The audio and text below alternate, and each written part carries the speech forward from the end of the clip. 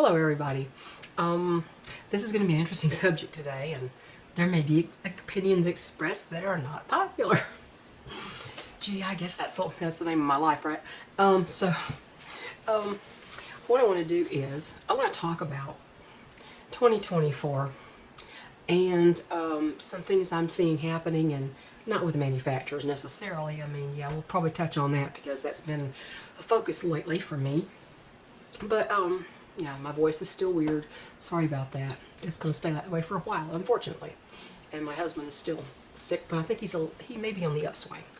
And so you may hear him cough in there, so that's what's going on. Before I get started, someone asked me what my favorite wig of all time was.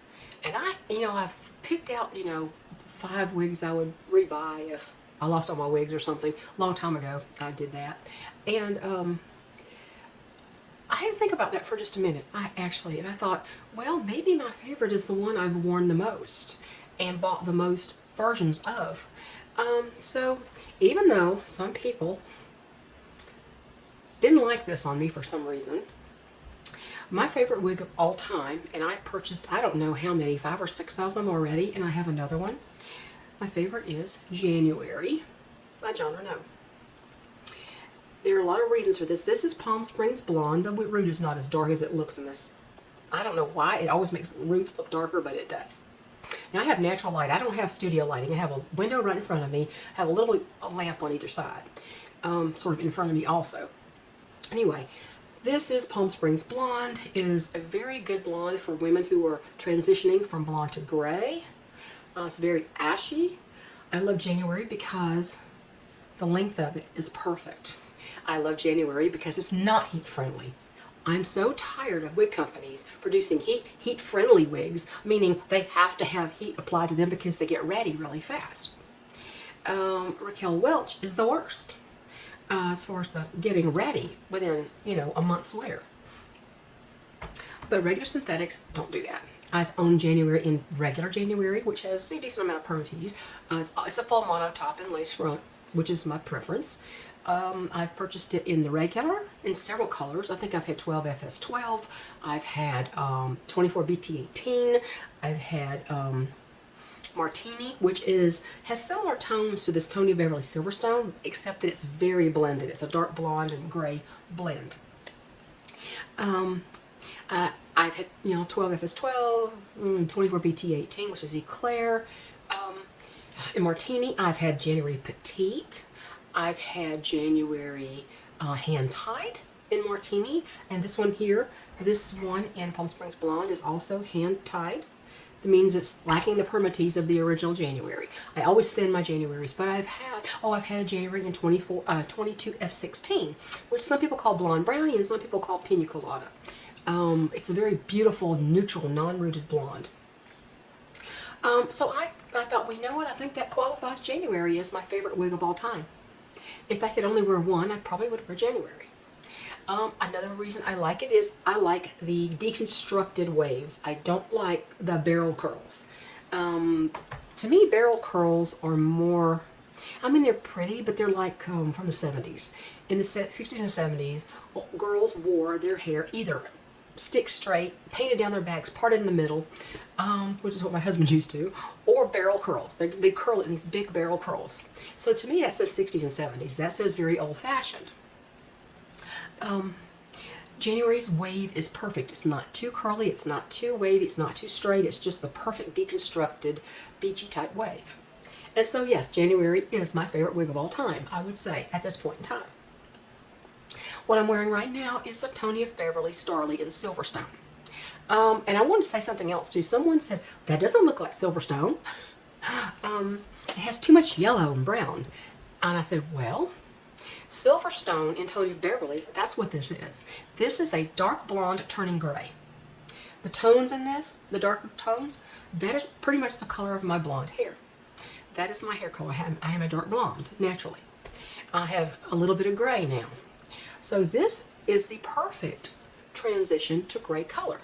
This and John Renault Martini are both beautiful. Now, I had one Martini that where there was more gray than there was blonde, and it was a little unbalanced. It was too much on the gray side. But I love Silverstone Tony Beverly. No, it's not the same look as Rene of Paris, Noriko type Silverstone. It's not the same. Those don't have the darker blonde in there. I think there are colors called sandy silver that's very much like this. It has the darker nape, which is a natural way that women's hair color changes as they get older. But yeah, Silverstone's a beautiful color. And I wear Starlight around here. I wore it to the hospital when my husband was in the ER for 5 hours. Honestly, what happens with this particular wig is that it grows. Like I heard Rachel say, she says, that wig grows. It gets bigger and poofier as the day goes on if you don't keep smoothing it down. Because it does have the permatease. Now, it's got more permatease at the nape than pretty much anywhere else. It doesn't have a whole lot on top. It could use some more because the wefts are showing on the non-rooted colors, which I think is unacceptable. But at any price range, that's unacceptable, unless you're buying a $20 Amazon wig, and that's what you would kind of expect. But I want to talk about the great wig chase. I've worn wigs since 2018. My hair started thinning when I was in my 20s, after my second son was born, my early 20s. If you know Denise Sheets, she's often talked about her hair loss pattern and when she started losing her hair, and we have identical, parallel lives as far as that goes. Same exact thing. We have androgenic alopecia, which is basically female pattern baldness. It's not like the men. We don't usually lose everything on top, but we do lose, in that particular type of alopecia, you lose it kind of evenly, but you lose it up front here. Usually the back stays okay. But in my journey with wigs, I've seen a lot of women obsessed and frankly addicted to buying wigs. It can be an addiction. We often joke about the wig addiction, but for some women it truly is an addiction. And I have, how many wigs I own right now? 4. 3 that I can wear. One that is kind of like, you want to save it for if it's like the last, you're going to paint the house or something and you have to have a wig on, it's a Raquel Welch. I think it's straight up with a twist. Is it crowd pleaser or straight up with a twist? I can't even remember now. That my friend Rachel renovated for me as best as she could, and it looked great. She gave it a haircut and all kinds of stuff, but that wig, the fibers are basically gone. There's no coming back. Even with heat applied to them, they don't move naturally. They're very stiff. They bunch up. They're just not very pretty. So aside from that, I owned 3 wigs. I own Starlight, Tony Beverly Starlight in Silverstone. I own John Renaud January hand-tied in Palm Springs Blonde. And I own the Beltress Caliente in Tres Leches Blonde. And I have shortened Caliente. I have actually shortened Caliente quite a bit until it's very similar to the length of January. I've taken at least 2 inches off of Caliente and trimmed it up and recurled it in some places, and so it's getting up there. It's been worn a lot. But when I've seen women go to, how some retailers will have a wig party. They will have an online wig party, and during the sale, and they'll put up wigs for sale, and you purchase the wigs from their website. And I've seen parties where women, every single time, one particular woman will buy 4 or 5 wigs every single time, and I'm thinking, how on earth, how many of those are you going to end up really liking and keeping, right? It becomes a habit, and it becomes a hobby for some women. Pretty expensive hobby now. Very expensive hobby. But I want to, my main channel is a homesteading, frugal living channel. Frugal living is hard to do with wigs, right? Because, the prices are insane. Now you're paying hand-tied prices for wigs with monofilament parts. What in 2018 was a wig under about $200. Now it's $350 to $400 for the same type wig. And I noticed that they often will discontinue a style, and they'll come out with a style that is almost identical to it, at a very much inflated price. They call it something different, but you can tell what it is. For instance, Tressalure Chloe. I've owned 5 Chloes, 5 different colors of Chloe, Khloe. It has been discontinued for a couple of years now. Not long after they discontinued it, they came out with Charlie. Charlie is Chloe. The only difference is that Chloe with a mono top, lace front. The only difference is that Charlie has, instead of temple to temple, Charlie extended the lace front into the ear tabs. They improved the lace front.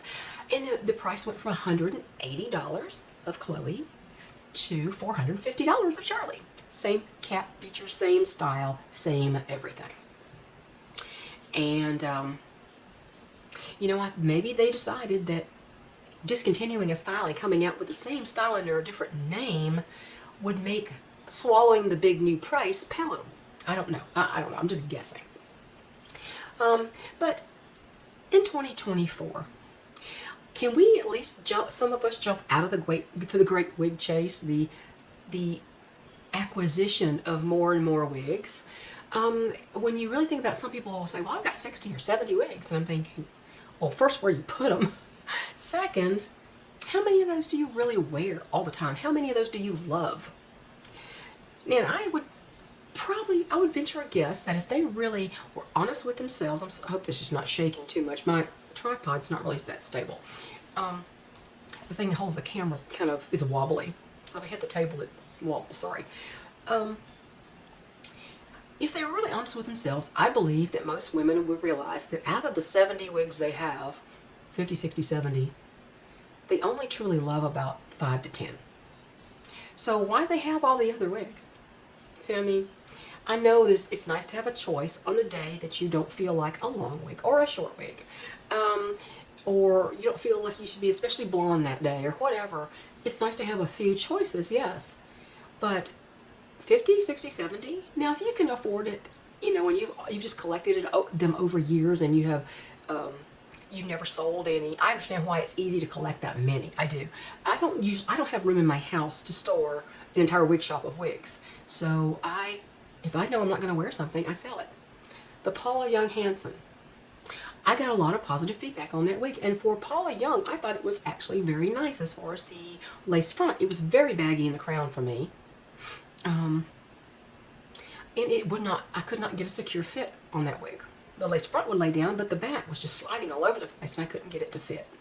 So I sold that one to someone else. People were saying, "Oh, I like that one on you so much better than the January."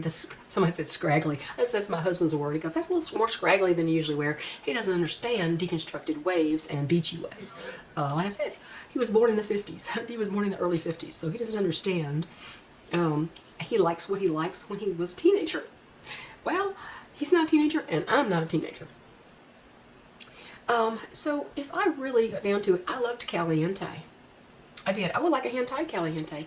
I have my fears about buying another Beltress wig after I encountered the attitude of the owner of Beltress. Oh, there's no defect there. You didn't see anything. You didn't see what you thought you saw. And also what other reviewers and even retailers saw and they told me, yep, that's a defect. The owner of Beltress says, oh, that's not a defect. That's the way it is. You have to wear your hair down so that you can cover that. It's like, no, lady, I don't. No, I don't. Your wig sucks. But I started thinking about this great wig chase thing, about how I watch women acquire, and then they stack them up in their closet and they really don't wear the ones that they buy. They buy the new ones because there's that fear of missing out, the FOMO. And then they don't pay attention to the ones that have been out for a long time and they've loved for a long time, because it's not new, it's not great, it's not the new, latest and greatest that everybody else is having. So it's like keeping up with the Joneses. Well, I can't afford to keep up with the Joneses, and I don't intend to waste my money that way. I would rather have 5 wigs or less that I really love and I feel comfortable in all day. Honestly, this is not really one of them. Starly is, the cap itself is okay, but the hair gets bigger and bigger and it looks more and more wiggy as the day goes on because the permatease just poofs it out. I laugh when people say this is low density. Well, down here, it's low density. Up here, it is not low density. Don't let anybody tell you that. So there's really no excuse for the hair not covering the wefts on the top. I had to steam this to make it wearable. I had to pull the hair a certain way and steam it in place to wear this wig. Now this wig is I have decided that it's going to be I guess I'll call it the barn wig. I'm going to wear it around here in the wintertime as a hat to keep me warm, keep my head warm. Instead of a hat, I'll wear this.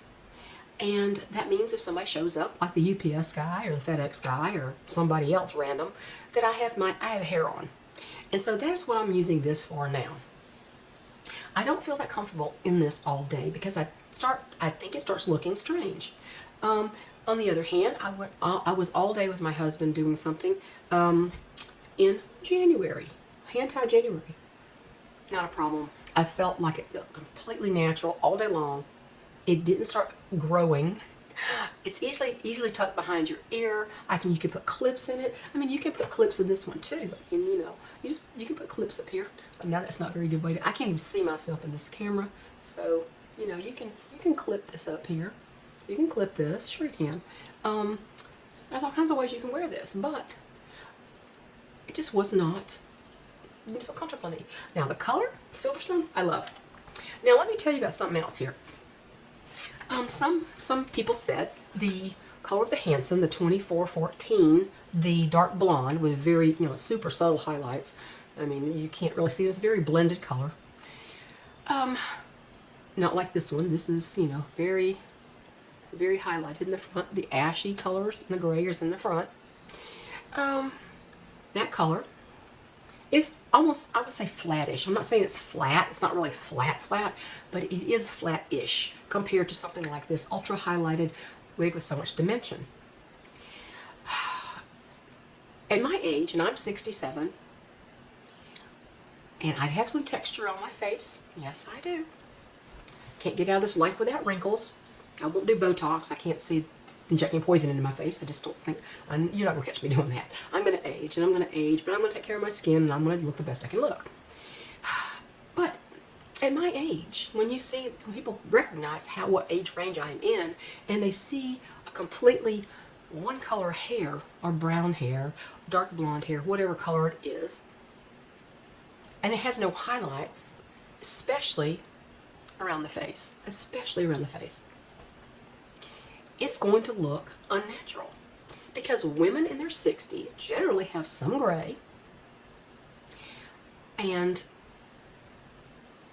the darker wigs are more solid colored wigs, not without the super highlights around the face.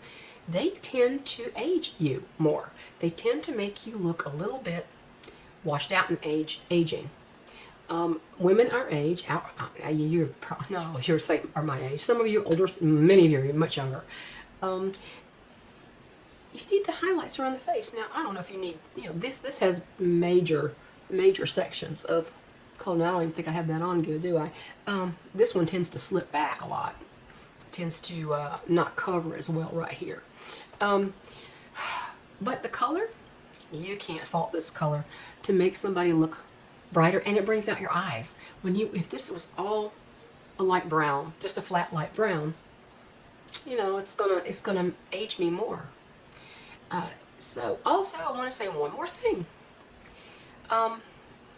When you get a new wig, I've heard of people returning all their wigs that they bought, and I'm thinking, well, wait a minute, certainly one of them was right.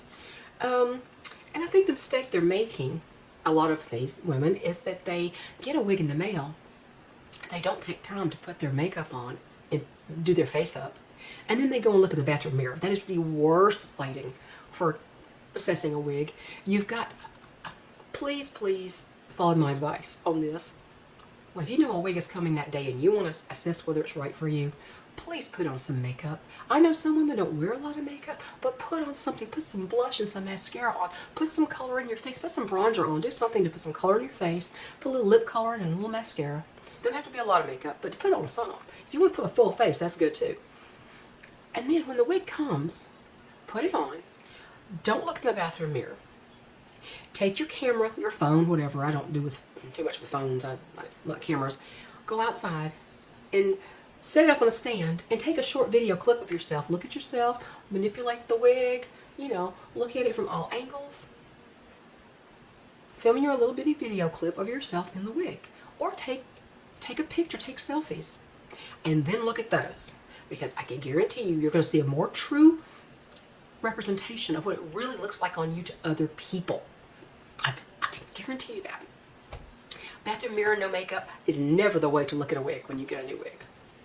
I can almost guarantee a lot of those wigs that you've sold would have been great if you've done that. And then when you first wear wigs, all colors, if you've lost your hair, every wig's going to seem like so much hair. Remember, I had a Mila, John or Mila. It was like the first wig I ever bought, and I thought, oh my gosh, this is so much hair. How can I deal with this? I cut it, I trimmed bangs into it, I did all kinds of stuff. I didn't ruin it, I made it, it was cute. But I could never get on with Mila. And then, 1 year later, I saw a Mila on eBay in 12FS12. And I never had that color, and I thought, I'm going to try that. It was a really good price, too. And I bought that, and I put it on, and went, why did I ever think this is too much hair? This is beautiful. You know what the difference was? 1 year. 1 year and 1 year of experience. That's all it was. So this year, let's try to really be honest with ourselves about, do I really want this wig, or am I just I just want to try it. I just want to try it. It's new, I want to try something new and get that thrill of getting the wig and putting it on, and will I really wear it? And what kind of wigs do I really gravitate toward? I've become somebody who has a type now, and I usually venture, I like the same type. I was going to get into the Beltress City collection. I don't know that I'm going to buy any of those anymore. And sadly, I did see someone review the, what was it, Newport? And that wig, the way she had fluffed it up, looked very much like the discontinued Kona that I have loved. I do see that a lot of people, they want to make all the wigs the same. They get the wig with this nice deconstructed beachy wave, and then they say, somebody's like Kona, I wore Kona, and somebody says, that looks like you need to run a brush through it. And I'm like, no, you don't. You do not put a brush through it. Firstly, you don't put a brush through a heat-friendly wig or a wavy wig. You don't ever let a brush touch that. Ever. Ever. Wide tooth comb only. This is all you need to do that. You never put a brush to a wig. And, you know, never yank a brush through a wig either. Wake up the permatease. You don't wake up the permatease by going, you don't wake up the permatease that way. Turn it upside down and you pick at it. You can pick at it with a comb. You don't have to pick at it with a brush. But you know when you do packages and you want to make the ribbon curl and you run the blade of the scissors down it and it curls up? That's what happens to heat-friendly hair when you run a brush through it and when you yank on hair. It's very stretchy. You are going to get a bunch of little curls, little corkscrew things, and which is a damaged fiber. Please just use a comb. If you had a straight style, it's easier to use a brush, but I don't take brushes to my wigs, ever. You're going to damage it, especially heat-friendly, which has more stretch than regular synthetic, and you're just going to damage it. So anyway, I guess that's enough miscellaneous topics. But let's try to go for quality, not quantity. And I don't mean quality as in cost a lot. And I shop bargains all the time. I do shop bargains. I shop eBay, but only if they've got detailed pictures. If they don't have a picture of the plate, something I want to look at, I ask the seller to get me another picture. So I'm interested in the wig, but I need to see something else. Don't ever buy a wig from somebody online where they only show you the stock photo. You don't even know if they have the wig in their possession. I insist, and I ask the seller for more pictures, and I also look at the ratings from buyers from them on eBay. That's another tell. So you can buy without getting taken too much. And I buy clearance. Well, lately, this was a clearance wig. My friend Rachel, the Indecisive Wig Wearer, that was a clearance Starly wig. Hers is defective. She can work with it. See, she and I know how to work with wigs to a degree. Now, the Beltress one I had, the Lemonade, was not fixable. There's nothing I could do to that wig to make it wearable for me or anyone else. And again, I want to reiterate, that was the brand owner who dismissed me as far as that defect. It was not the retailer. The retailer was Shirley's Wig Shop. Shirley made it right. I didn't even have to pay the return postage, okay? And I just wrote her another note thanking her for caring so much about customer satisfaction. You know, sometimes you have a bad retailer. That's true. I've had retailers that were, you know, it's almost like they all got together and decided they're going to deny any knowledge of any defects on any wig. It's like we don't recognize defects on any wigs. They buy it, they keep it, that kind of thing. That is, to me, unconscionable. But then in my case, it was the brand itself. It was not. It was the manufacturer. It was not the retailer. I just want to make that abundantly clear, that that retailer did me right. She always has, and I hope she always will. So, let's try to go for quality, as in what you think looks really good on you and that you feel comfortable wearing all day long. If you can't wear it all day, it's probably not the comfort level that you need. So you will save money even if you had to buy 2 or 3 of these. Now, I got this on clearance. I got this on a clearance. I had a credit on top of that. Okay, so it brought the price down to more than half. I mean, it was less than half of the retail cost of this wig. I bargain shop. I don't buy 30% off. To me, 30% off is not a sale, it's a regular price. As far as I'm concerned, that's the baseline. 30% off is the regular price. I know they say, big sale, 30% off. Well, that's not a big sale. That's normal price to me. So I have to have 40 to 50% off. Now, that very retailer that made sure that I didn't have to keep that defective wig, she gave me a store credit for the full amount of that wig, and she had 40% off of a brand I haven't worn in years. And I kind of had dismissed that brand for a long time because it made me itch. The caps made me itch and they were too small. But I don't have as much hair. I've actually buzzed my hair pretty much. So I have more room up there, and the fibers, they have a new kind of fiber. So I'm going to have that color, and that color is going to be something I'm going to compare to this. Hopefully it will be here in a week or so. So y'all have a great day. I hope some of this makes sense, and we'll catch you next time. Bye.